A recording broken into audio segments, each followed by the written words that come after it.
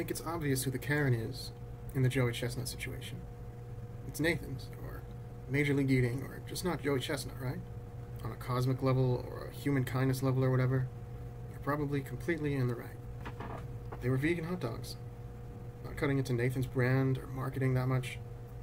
And it's just like an eating event. It's not like he's the mascot, the spokesman of the whole brand. It's not like he's Mr. Nathan's. It's not like he's going to magically spoil the taste of the bacon cheese fries by not sucking up to one food company for his whole life.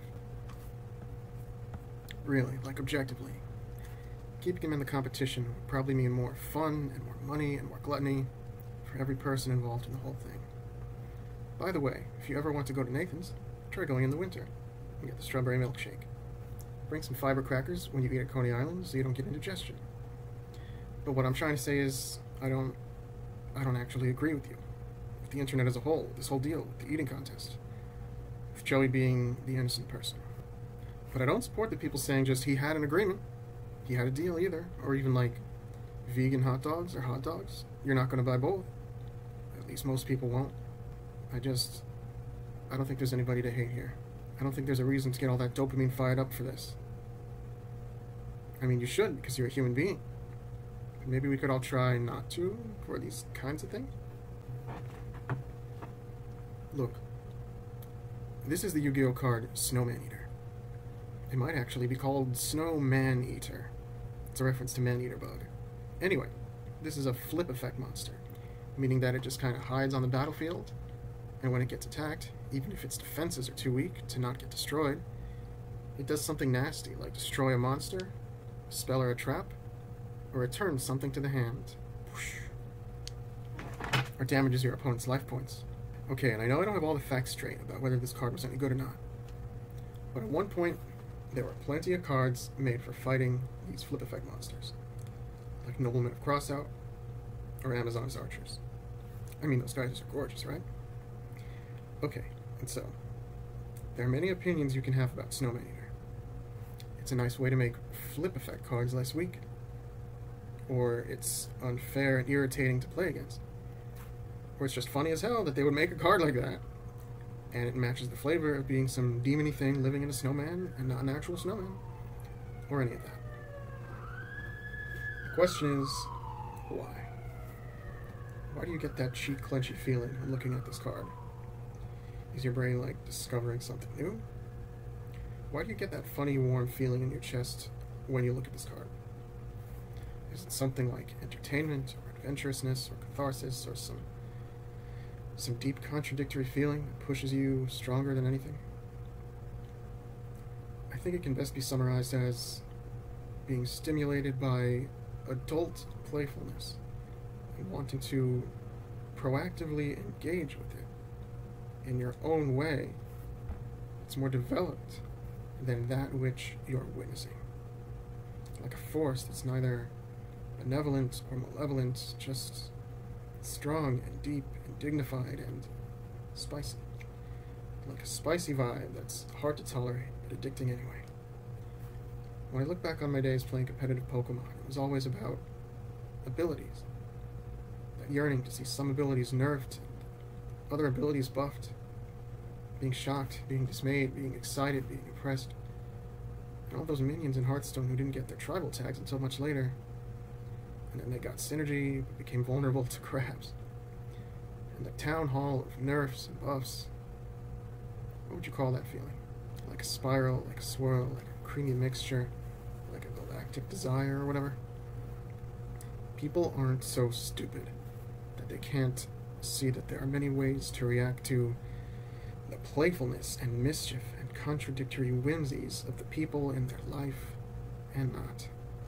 And I don't think there's anything wrong with witnessing what Mr. Chestnut did and just being all, I do not think we are going to sit on our butts and let him have his way. And I don't know Joey Chestnut, but he seems witty enough to have partnered with a not-meat hot dog company on purpose. Like, I don't know if you can call what he did deceptive, greedy, or even shrewd in any way. There was definitely a spark of something, a sort of willingness to be weird and hard to argue with, like, not like an acting cheeky or being like a rebellious teenager or like an animal on the hunt, Or even like a preschool teacher just trying to enforce the rules in a gentle way. But just like a calm, innocent, steady feeling of wanting to be just a good, hefty little bit more intelligent and emotionally put together. That the people who want you to do things exactly the way they want them. But that's the way it all starts, isn't it? That's why these weird video games and card game situations make our hearts light up in a dim but addicting way, right? We don't want that sliver of an advantage over other people. The people who are just not helpful at all. And we don't like when people seem to ask for more than that healthy advantage, that stable, decent playfulness. Decent playfulness being like f***ing with the value of things. Being creative within a set of rules.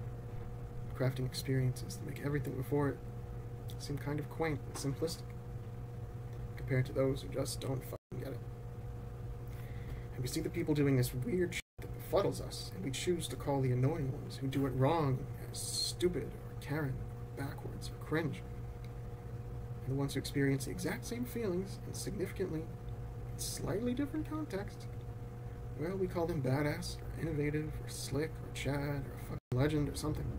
When really I think the whole situation's fucked. Because before you go against a card or a Pokemon you think is overpowered, or fight back against it with better cards or monsters, before you punch someone for kind of violating an agreement in business, or before you act pragmatically with them and let that slide off, you've already become unstoppable, haven't you? You get caught up in how developed and profound you are, recognizing how developed and profound other people can be, and how they don't think there's any reason they deserve to be stopped. That you think that you being stopped is the most goofy PBS Kids cartoon-style garbage you've ever heard.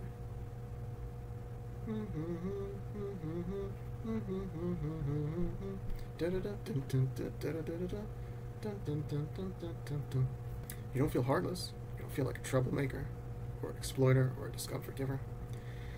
Because the way you go about it has more strategy, and composure, and love for being a decent human being baked within that action.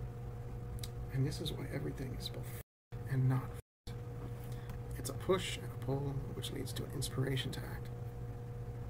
95% of the time, it's just you doing you.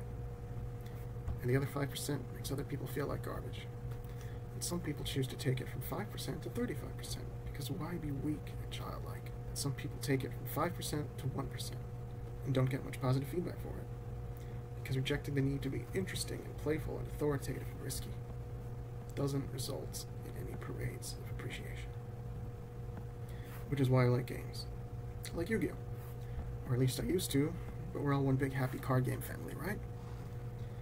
Because even though you can get a bit of brain rot from trying to make that one deck work every goddamn day, and you can get some emotional rot from protesting against the buffs and nerfs created by a nerd bigger than you are, is that overall, having a space for this, time for this, devoted to these probably kind of fallacious feelings of playing around with the universe, being a small, cool, creative step above other people, means that you're less likely to get that lovely swelling inside your chest, and that lightning behind your eyes that makes you go, it's time to be difficult with someone else, but in a nuanced way.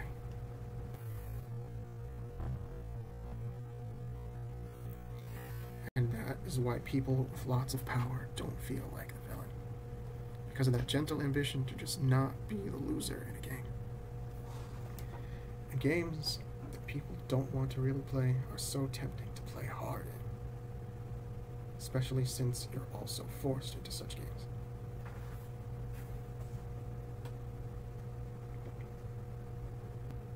And here what I'm asking for isn't for everyone to destroy their personality by imagining winning at games, prevent themselves from being belligerent, Karen-like with other people.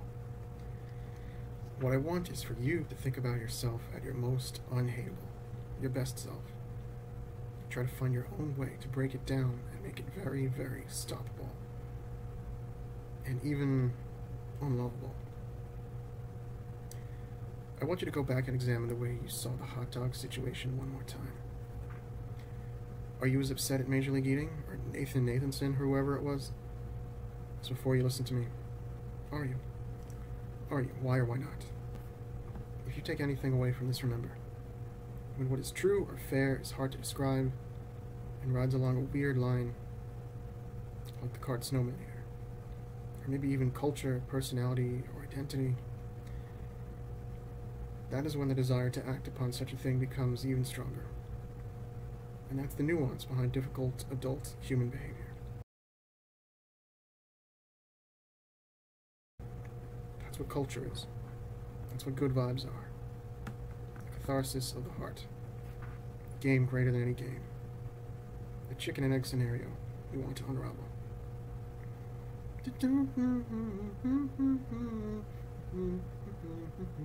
If you feel anything profound right now, or if you want to break down culture and good vibes into hundreds of tiny pieces for the good of humanity, please, please, go to the link in the description to learn about the spicy vibe, to learn about the banality of Karen.